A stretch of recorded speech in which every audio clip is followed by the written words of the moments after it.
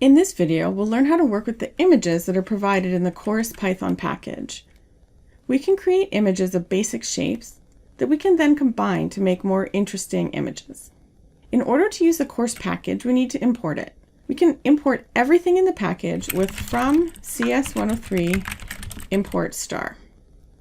Our course package allows us to create a number of different kinds of shapes. For example, circles, rectangles, triangles, ellipses, and squares.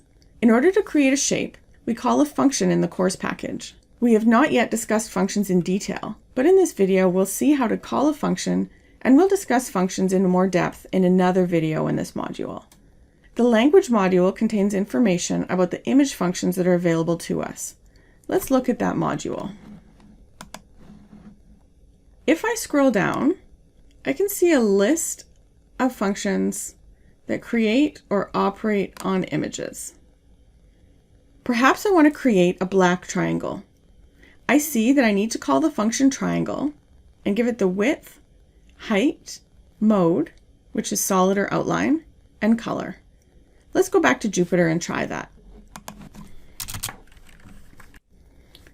So here I'm creating a variable named black triangle, and then I'm calling the function triangle.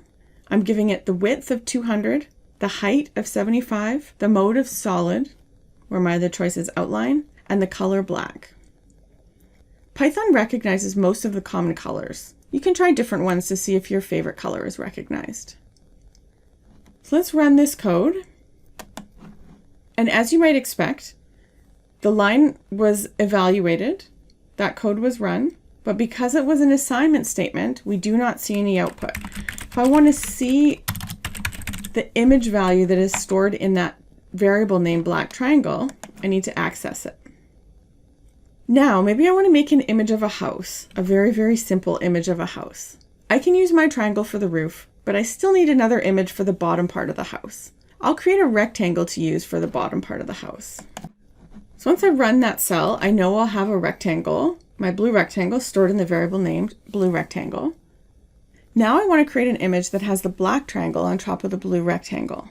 I'll go back to the language page, and I can see that there's a function above that places the first image on top of the second. I'll use that. Over time, you may come to remember which functions are available from the course package, but don't spend time memorizing them. The documentation will always be here, and it's common for even expert programmers to have to look up a function name, what arguments a function takes, or what order the arguments go in.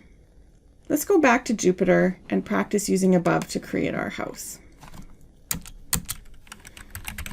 So I'll create a variable called house and say house equals above, and I'll pass it first the image that I want to go on top, which is my triangle,